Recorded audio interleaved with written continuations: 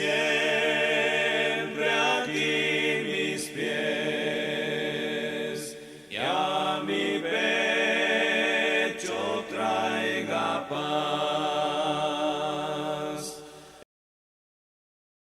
Bendiciones totales para todos.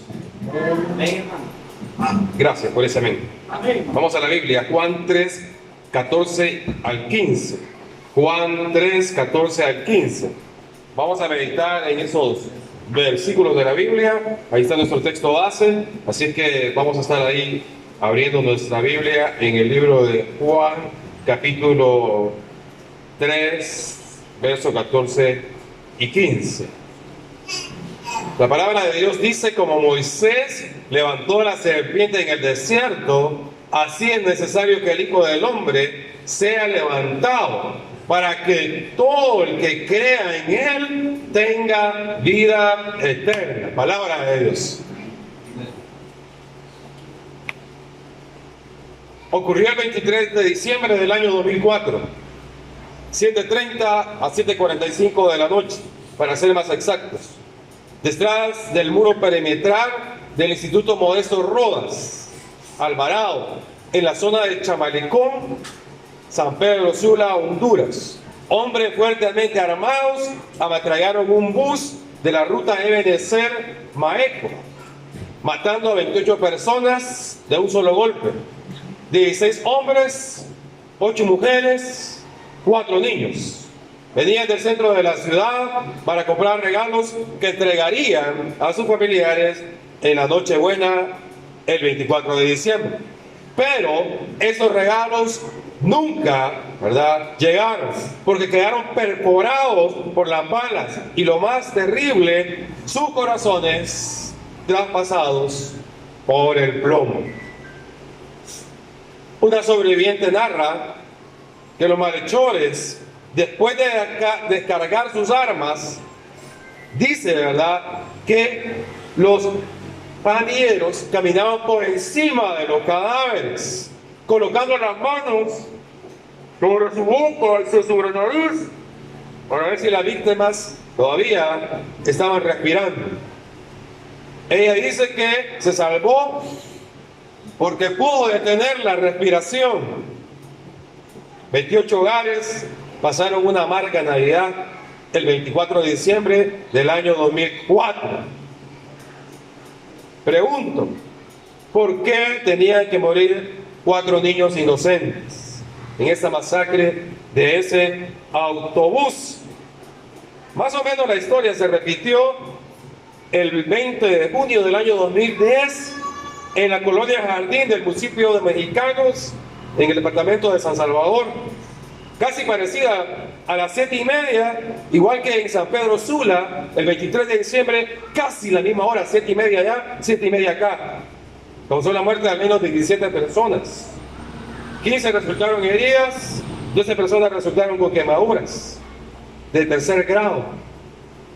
En ese mismo hecho, en Mexicano cerca, otro bus fue baleado, matando a 2 personas más.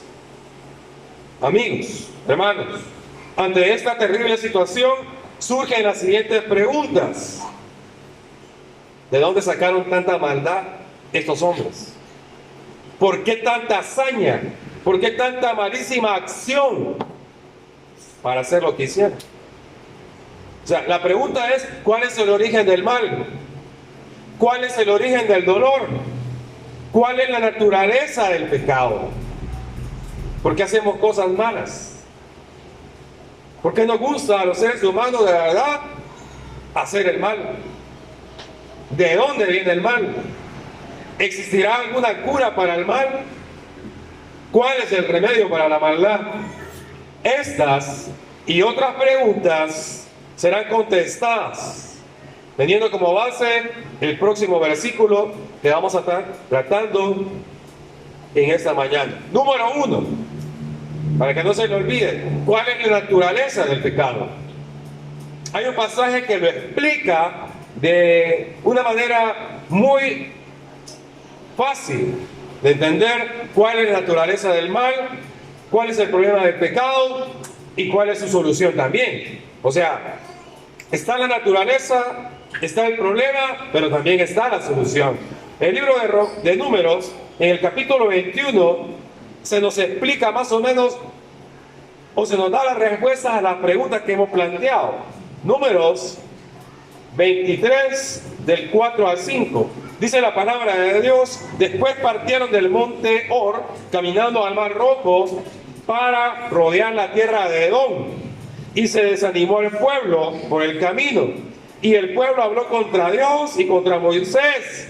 Porque, ¿por qué nos hiciste subir a Egipto para que muramos en este desierto? Pues no hay pan ni agua, y nuestra alma tiene fastidio de este pan tan liviano.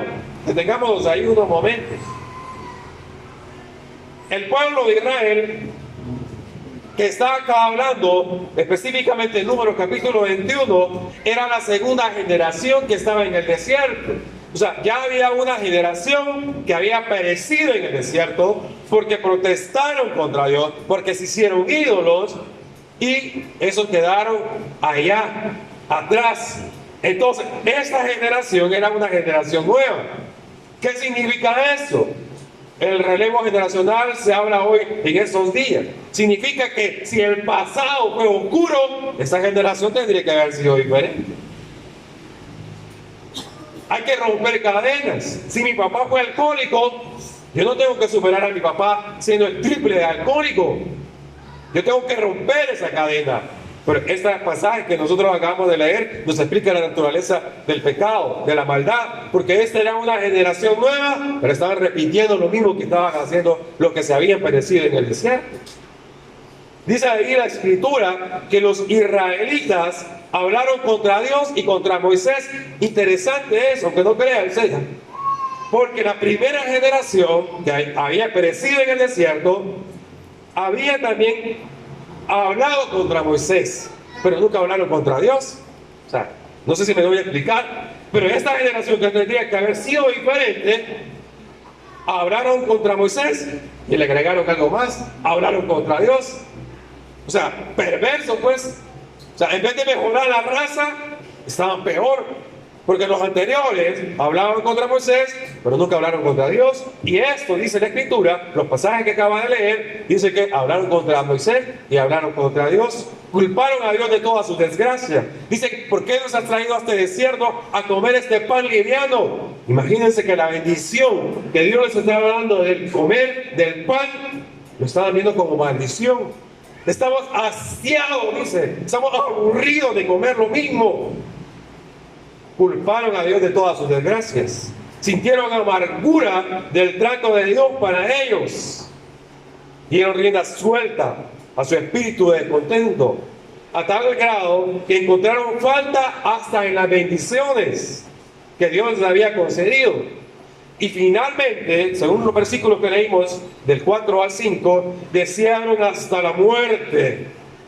El Dios del cielo permitió que la muerte viniese a ellos para que apreciaran la misericordia de Dios. Fíjense que en Deuteronomio, el libro de Deuteronomio capítulo 8, verso 15, dice que estaba el desierto infectado de serpientes. La palabra de Dios dice en Deuteronomio 8:15: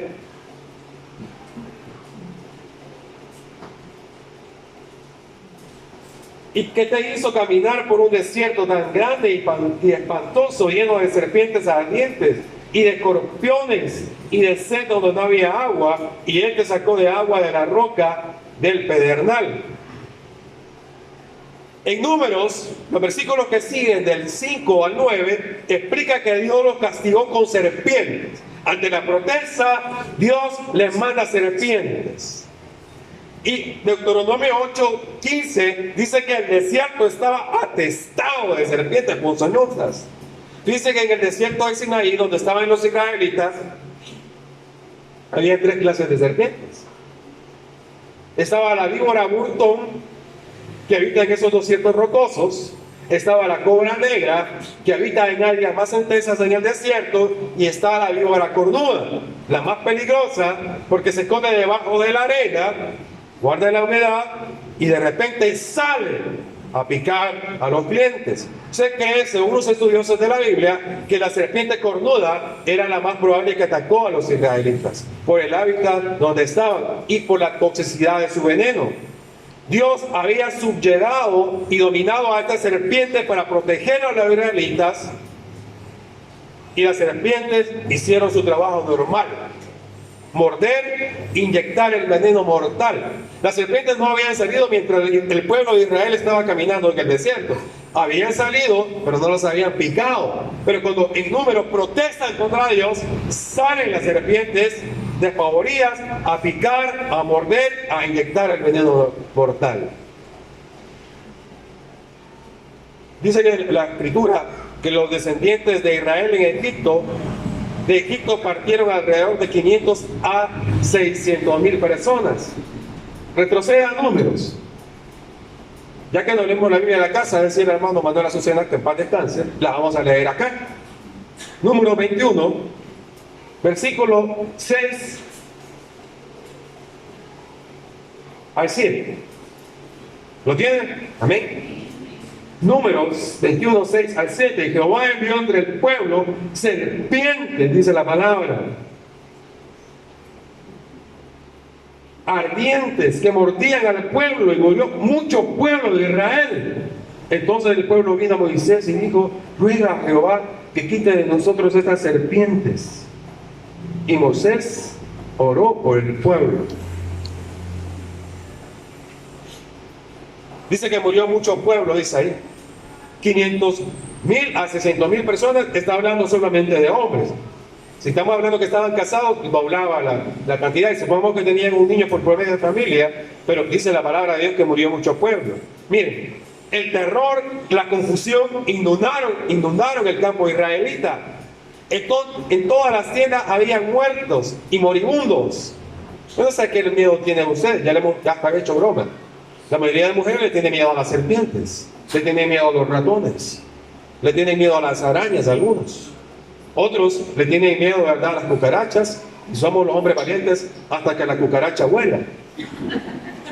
Pero, ¿verdad?, está bien, nos da miedo una serpiente. Pero dice que ahí salieron todas las serpientes y empezaron a picar y a morder. En todas las tiendas habían muertos, nadie estaba seguro en todo el campamento. Unos cuidando a los moribundos, otros cuidando a los que habían sido mordidos. Y a medianoche el grito de dolor rasgaban el silencio de la noche, anunciando nuevas víctimas de la serpiente venenosa. O sea, esto no pasó, nosotros lo acabamos de leer en un minuto, medio de un minuto. Esto pasó varios días ahí en el campamento.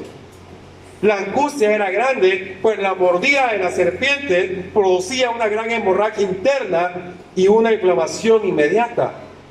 Los padres se veían obligados a ver morir a sus hijitos en sus brazos.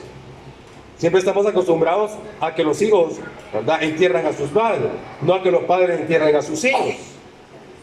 Y dice que los padres miraban a los niños morir en su brazos por las picaduras, ¿verdad?, de una serpiente. Conozco a madres, ¿verdad?, que si un zancudo pica a su niñito, se le vino al mundo abajo. Pero no digamos si le pica a una serpiente. Cientos de miles de personas murieron en ese momento. Los padres, ¿verdad?, y las madres enjugaban la sangre que salía por la nariz y por los oídos de sus hijitos, porque eso predicaba la víbora cornuda. Si le picaba, le salía sangre por la nariz y también por los oídos, y eso significaba la muerte. Señoritas salían corriendo al darse cuenta de que sus padres habían sido mordidos por las serpientes. No había suficiente luz y de repente usted dormido, ¿verdad?, o no podía dormir, de repente ¡pam!, le picaba a la serpiente. Número 2, la imposibilidad humana de resolver el problema. Ya vimos la naturaleza del pecado. La degeneración de los israelitas fue peor que la anterior. Supuestamente tenía que mejorar la raza. Los anteriores pecaron contra Moisés, pero estos pecaron contra Dios y contra Moisés. ¿Cuál es la imposibilidad humana de resolver el problema del pecado? Amigos, les pregunto, ¿Podrían resolver los israelitas el problema de la mordida de las serpientes? Es una pregunta retórica. Se contesta sola. ¿Podrían los israelitas resolver el problema de las mordidas de las víboras en ese momento? Vamos a plantear un escenario de posibilidades. ¿Podrían traer ambulancias de Egipto para poder llevar los mordidos a curarlos a hospitales de Egipto? Yugo, como dice Cacluna, ¿están conmigo? Hermanos, ¿no están dormidos? ¿Podrían los israelitas traer ambulancias de Egipto para llevarlos, ¿verdad?, a los mordidos, a curarlos a los hospitales de Egipto? La respuesta se contesta sola, no. Porque primero habían salido despavoridos huyendo de Egipto. El pueblo de Israel los estaba persiguiendo, Egipto los estaba persiguiendo. Pero supongamos que al faraón se le hubiera ablandado el corazón y dice, va, que los traigan a los hospitales y a la ambulancia. La civilización no estaba tan avanzada en ese entonces. Aunque la civilización egipcia era una de las más avanzadas en su tiempo, pero no habían hospitales, no habían ambulancias. Le pregunto, ¿podrían traer un suero antifídico, así se llama el suero, que les pone cuando a uno le muerde la serpiente? Ese suero antifídico, ¿verdad?, sirve para que a los mordidos les pueda, ¿verdad?, matar el veneno. ¿Podrían traerse el suero? Supongamos que Egipto tuviera, pero no tenía lo suficiente para poder curar a todos los mordidos que habían ahí. Les puedo preguntar, ¿podrían matar a todas las serpientes? Sí, las serpientes se hubieran podido matar de repente alguna, a dos, pero no a todas las serpientes que habían ahí. Era imposiblemente, ¿verdad?, humanamente imposible resolver el problema que los israelitas tenían. Y al igual que los israelitas, todos nosotros hemos sido mordidos por la serpiente antigua que se llama diablo, que se llama Satanás. Todos los seres humanos estamos infectados por el veneno que se llama pecado. Todos hemos sido mordidos por el veneno que se llama pecado. El libro de Isaías, en el capítulo 1, versos 5 y 6, dice lo siguiente: ¿por qué querréis ser castigados aún? Todavía os rebelaréis. Toda cabeza está enferma y todo corazón doliente. Desde la planta del pie hasta la cabeza no hay en él cosa sana, sino herida, hinchazón y podrida llaga. No están curados, ni vendadas, ni suavizadas con aceite. Isaías nos plantea que el ser humano, por más bueno que pueda ser, dice que está desde la planta del pie hasta la coronilla de la cabeza infectado por el pecado. ¿Cuál es la razón por qué hacemos el mal? Es que el veneno del pecado está circulando por vuestras venas. Yo quiero hacer muchas cosas buenas a veces, pero hago muchas cosas malas. Porque hay una bestia dentro de mí. Pablo lo plantea. Dice, quiero hacer lo bueno, pero termino haciendo lo malo. Aquello que debería hacer, no lo hago. Y lo que no debería hacer, eso termino haciendo, dice Pablo. Hay una bestia entre nosotros. Anécdota repetida. El hermano que va conduciendo y va otro atrás que va más lento y le empieza a pitar el pitillo folclórico salvadoreño de 3 sonidos y empieza, ¿verdad?, a pelear ahí, sacarse la mano con el otro.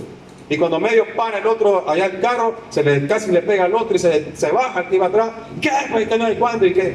Y qué le dice el otro que está allá adelante. Ay, hermano, le dice, no lo había visto. Le dice. La naturaleza del pecado está en nosotros. Queremos hacer cosas buenas, pero hacemos cosas malas. Dice de allá, desde la planta del pie hasta la coronilla estamos infectados. Pablo en Romanos 3:23, no lo busque porque sé que se lo sabe de memoria. Dice, por cuanto todos pecaron, están destituidos de la gloria. Todos, dice ahí, todos. No hay justo ni a uno. El profeta Jeremías lo plantea también de esta forma bien bonita. Jeremías 2:22. Búsquelo, hermano, búsquelo. No se quede sin buscarlo. Jeremías 2:22. Aunque te laves con lejía y amontones jabón entre sí, la mancha de tu pecado permanecerá aún delante de mí, dijo Jehová el Señor. Cuando yo era niño había una marca de jabón llamada Tex Victoria.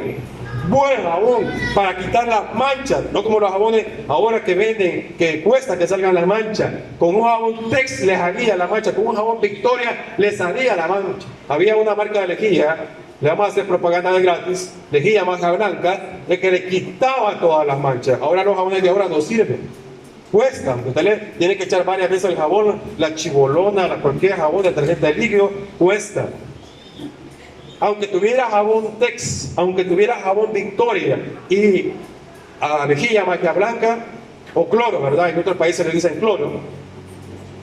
Dice que aunque me echara todo eso, no me voy a poder quitar la mancha del pecado que tengo. Y así pasa, cuando uno peca, se siente bien sucio. Yo me he sentido varias veces sucio porque he pecado de mente, he pecado con los actos, he pecado con mi boca. Y aunque yo me quiera echar todo eso, dice Isaías, la mancha del pecado está ahí. Y en ese mismo libro de Jeremías, capítulo 13, verso 23, lo explica. Jeremías 13, 23. Búsquelo, hermano, búsquelo. Le va a servir. Dice la palabra de Dios: mudará el etíope su piel y el leopardo sus manchas. Así también podréis vosotros hacer el bien. Miren cómo lo explica Jeremías.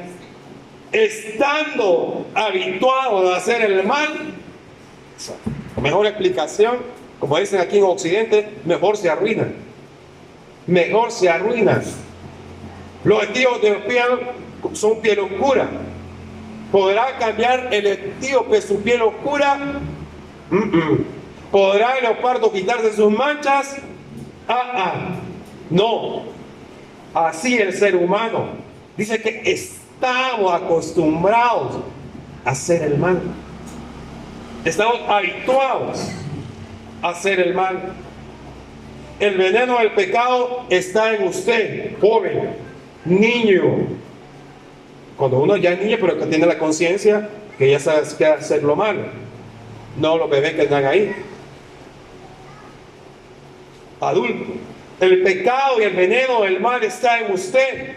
O sea, no es que si usted quiere el veneno o no, ya lo tiene. Como le decía la niña Florinda al profesor Ginebra, ¿gusta tomarse una tacita de café? ¿No será molestia? No, pase usted, después de usted. O sea, no es que de verdad usted, si le dicen querer pecar o no querer pecar o querer hacer, dice que ya usted lo tiene. No es que si a usted no le gusta, ya está en usted el veneno del pecado. No es que usted se acepta o no, es cuestión de naturaleza. O sea, nuestra naturaleza pecaminosa ya está en usted. Y si usted no busca en la medicina este veneno, acabará con su salud, va a acabar con su felicidad, con su vida, con su carrera, con su familia, con su alegría, con lo que usted más quiera. Va a acabar con su salvación también. Nadie puede decir no tengo el veneno. Nadie puede decir que no ha visto o sentido en carne propia los resultados terribles y horribles del pecado. Todo aquello que nos causa dolor es el resultado de la mordida de la serpiente. Todo aquello que nos produce malestar, enojo, decepción, desánimo, tristeza, ira, frustración. Cuando un joven engaña a una señorita, le embaraza y luego se retira de ella y dice que no tuvo nada que ver con esta muchacha, esa joven siente en su corazón la mordida de la serpiente. Siente en carne de vida el engaño, la maldad, la falacia de aquel hombre que amó. Cuando hacemos un favor a alguien de buena voluntad y después que hicimos ese favor a alguien, esa persona se vuelve nuestro enemigo, se siente el corazón de la mordida de la serpiente. Los resultados son horribles. del pecado, de la maldad y del oportunismo del que era el ser humano, que nosotros le hicimos un bien y después por hacerle un bien se terminó convirtiendo en nuestro enemigo. Cuando un esposo le es infiel a su esposa, después de ella apoyarlo y luchar muchos años para tener algunos recursos, cuando ella ya los tiene, él se va a gastarlo con otra. Esa dama siente el corazón de la mordida de la serpiente. Cuando una esposa también engaña a su esposo, él siente la traición del puñal de la infidelidad, de la mordida de la serpiente. Cuando nos roban lo que es nuestro, cuando se meten a nuestra casa, llena, ¿verdad? A nuestra casa y se llevan nuestro televisor, la computadora, el equipo de sonido, y usted lo estaba pagando a plazos. Va a estar pagando a plazos algo y no lo está disfrutando. Ese artículo de crédito que adquirió, usted siente el corazón de la mordida de la serpiente, de aquellos malos, perversos, de las cosas que a nosotros nos cuestan y nos las quitan. Cuando la enfermedad hace estragos y en la humanidad de un familiar, y buscamos la medicina aquí y allá, gastamos nuestros recursos y no encontramos la sanidad, se siente el corazón de la mordida de la serpiente, los resultados del veneno del pecado. Para ir concluyendo y aterrizando, para que no me duerma, la conclusión, vamos a llevar a la gran solución. Volvamos al libro de Números. Ahí vamos a terminar, creo yo. ¿Qué número les dije? Capítulo 21, ¿verdad? Hoy vamos a leer los versículos 7 al 9. Ahí está la solución. Dice la palabra de Dios.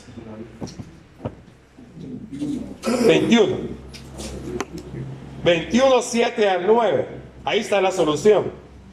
Entonces el pueblo vino a Moisés y dijo: hemos pecado por haber hablado contra Jehová y contra ti. Ruega a Jehová que quite de nosotros estas serpientes. Moisés oró por el pueblo y dijo Jehová a Moisés, miren esta respuesta: hazte una serpiente ardiente y ponla sobre una asta, y cualquiera que fuere mordido y mirare a ella, vivirá. Y Moisés hizo una serpiente de bronce y la puso sobre una asta, y cuando alguna serpiente mordía a alguno y miraba a la serpiente de bronce, vivía, dice la palabra de Dios. Pregunto, ¿cómo se salvaron los israelitas de la mordida de las serpientes? Según ahí el relato, ¿verdad? Dice que reconocieron su pecado. Dijeron: hemos pecado contra ti y hemos pecado contra Dios. O sea, primer asunto para resolver el problema del pecado es aceptarlo. Los israelitas lo aceptaron. La pregunta es: usted que está aquí, hermano y hermana, le pregunto, ¿se reconoce usted pecador, joven? ¿Se reconoce que son pecadores? Le pregunto, ¿acepta usted que tiene el veneno del pecado? Si reconoces, si no reconoce, no puede haber, ¿verdad?, curación a este problema. Solo Cristo puede cambiar la naturaleza del pecado. Debe venir un poder divino del cielo para que usted pueda verdaderamente cambiar. Para que los actos incorrectos se corrijan, algo de la naturaleza divina debe venir a nosotros por el consentimiento de nuestra voluntad. Después de reconocer su pecado, los israelitas dijeron: ruega a Jehová que quite de nosotros las serpientes. Miren, Jehová no quitó las serpientes. ¿Están acá? Jehová no quitó las serpientes. O sea, ellos pidieron: quita las serpientes, pero Jehová no quitó las serpientes, porque las serpientes siempre van a estar. Porque la naturaleza de las serpientes en su hábitat es estar acá, y la naturaleza de la serpiente va a ser picar siempre. Pero Jehová proveyó algo. Le dijo: hazte una asta, un palo, y hazte una serpiente ardiente, dice. Jehová estaba proveyendo la solución. Inmediata, eficaz, efectiva, poderosa y duradera. Y Moisés le aclara otra palabra, porque Jehová dijo una serpiente ardiente, pero Moisés dice después una serpiente de bronce. ¿Por qué tenía que hacer una serpiente de bronce? Porque esa serpiente señalaba a Cristo Jesús como la gran solución a todos los problemas de la humanidad en la cruz. Como Moisés levantó la serpiente, dice Juan, en el desierto, así es necesario que el Hijo del Hombre también sea levantado para que todo quien en él cree no se pierda, mas tenga vida eterna. Estimados, solo la sangre de Jesucristo en la cruz del Calvario es la gran solución, el gran antídoto, el suero antifídico se llama, para quitar el veneno de la serpiente, del pecado que está en usted. Muchos dicen, qué tonto. Ay, qué tonto, ¿verdad? Mirar a una asta, ¿verdad? Para poder curarse. Pero esos tontos que no miraban la cruz eran los que estaban muriendo en el desierto. Ah, qué tonto, dicen, mirar un palito con una serpiente ahí y ya se curaban, dice. Pero esos tontos que no miraron la cruz no se salvaron porque no quisieron ver a Jesucristo, la solución en nuestros días. ¿Por qué tenía que estar sobre una asta la serpiente de bronce? Porque la serpiente señalaba a Cristo, como lo dije, en el momento mismo que Jesucristo era clavado en la cruz del Calvario. Solo la sangre de Jesucristo nos puede limpiar, nos puede perdonar, nos puede transformar para vencer el veneno de la serpiente. Solo Él